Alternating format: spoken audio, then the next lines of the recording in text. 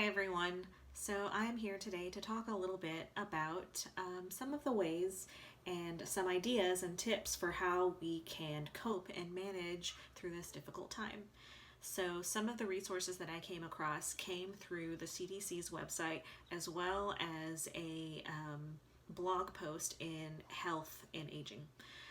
So those resources will also be listed below, but I've also added some of my own ideas along with that. So one of the things that I came across is how we can take breaks. I know for myself that it is very easy to scroll through social media, scroll through pages of news sites that I follow to constantly be updated on information regarding any part of COVID-19, whether it be mandated orders by our governor or experiences of individuals that are going through COVID-19 with whether it be themselves or their families. There's lots and lots of information out there, and it's informative, and it connects us, but it can also be overwhelming.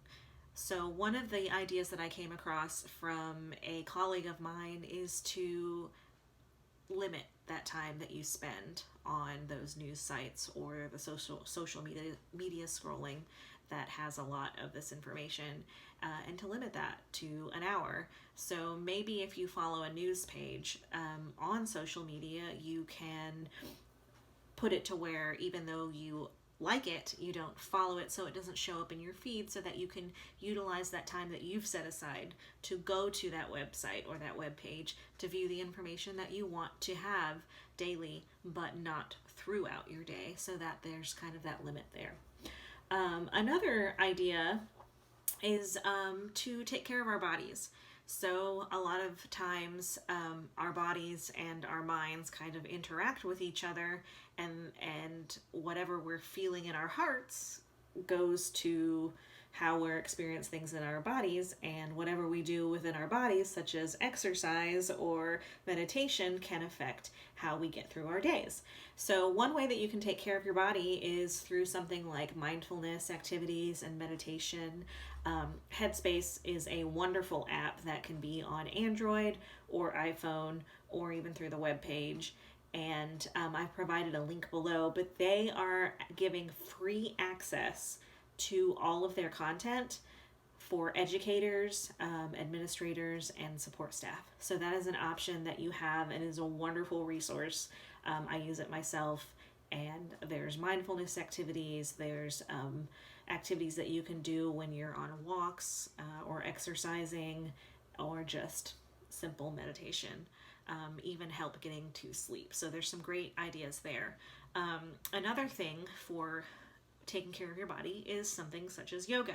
Yoga with Adrienne, I also have a link below for her, and she provides free yoga practice classes on her YouTube page, and they're very popular, and they've got all kinds of topics, whether they're stress related, body related, could be hope, could be confidence, could be anxiety, all of those things. I've also provided a resource below for the Yoga Room, which is a studio in Round Rock, Texas, that also provides online classes right now, and they also have free resources on their YouTube page, and the links to both of those are in the description below. Another option for coping and taking care of yourself during this time is what we eat.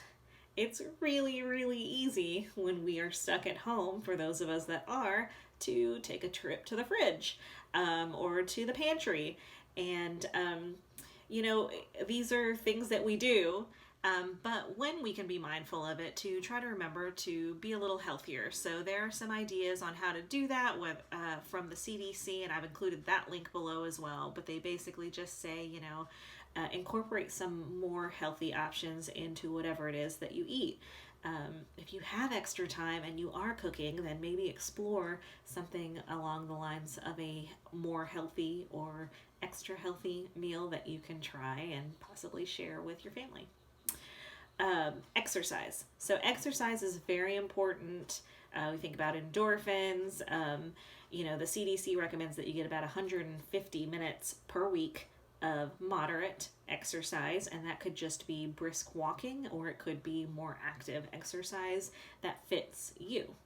But it is something that does help us to cope, especially when we are cooped up in our homes, not getting as much outside exposure, not connecting with other people. It's a way to get some of that energy out, and to also increase some of the awesome chemicals that come from exercise.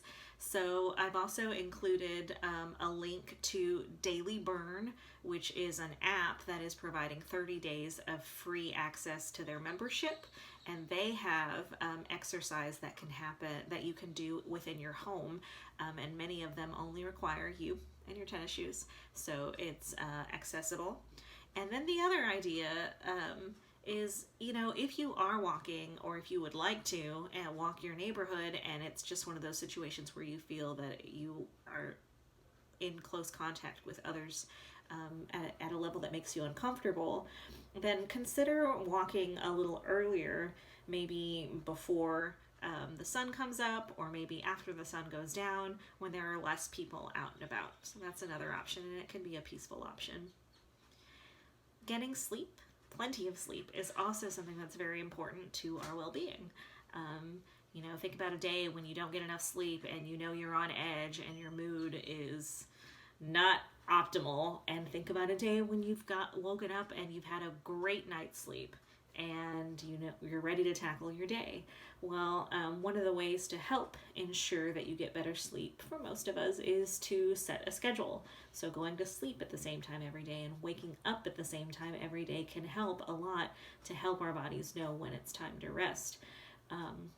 I think that right now a lot of people's schedules are up in the air, but whatever kind of normalcy that we can bring to that, whatever, even if it's a shifting schedule or something that isn't what your life used to look like as far as your schedule goes, having something that is regular and set in place in a way that you know what to expect can help for sleep. And it also brings routine into our lives and our days. And right now, in a time when routine is totally up in the air and different from day to day, it's a little bit of routine that can bring you a little bit of comfort. So choosing that time to go to sleep at the same time and wake up at the same time, minimizing distractions so that there's not the TV on while you're going to sleep. There's, your phone goes off at a certain time and you turn it off. All of those things are helpful for sleep. And then doing things that you enjoy is also a really great idea. So maybe you like to crochet, that's me. Maybe you like to read, crossword puzzles, projects around the home that you want to do, that you enjoy doing, gardening, something around your yard if you have one, all of these things that are beyond passive relaxation. I love watching shows and binge watching, especially at a time like this in the evenings. It's really easy to do, but find something that's a little less passive that you enjoy doing. One thing that I mentioned to a friend the other day is I asked, what is something that you haven't done in a really long time, or even since you were a kid, that you loved doing? And if that's possible, do it. So sometimes you just got to bring that more youthful joy back into your life, and now is a time that we can try that. So, of course, connecting with others is always helpful. I know we use the phrase social distancing, but I prefer physical distancing, because socially we should be connecting more. We should be taking opportunities to connect more with other people so that they can fulfill us and we can fulfill them in ways that we're not getting physically right now, to be around people that we enjoy being around, or working with people that we're used to working around and being around. That connection can still be there, whether it's through a Zoom meeting or a Skype call, or maybe you have dinner over a Zoom call, or just hang out and play games over a Zoom call. All of these are ideas of ways to kind of do that and to reconnect with other people.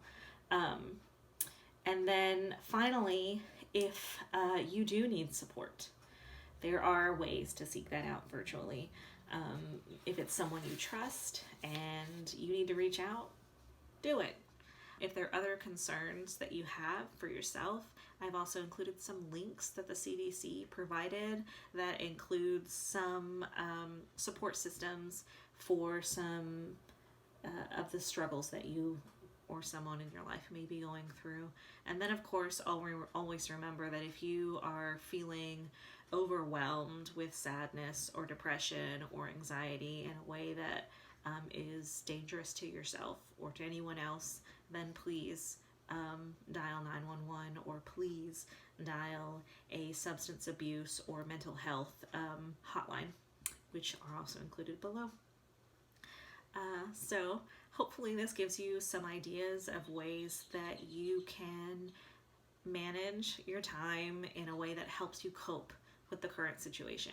These are lots and lots of different ideas, and of course at a time like now it is easy to become overwhelmed with so many.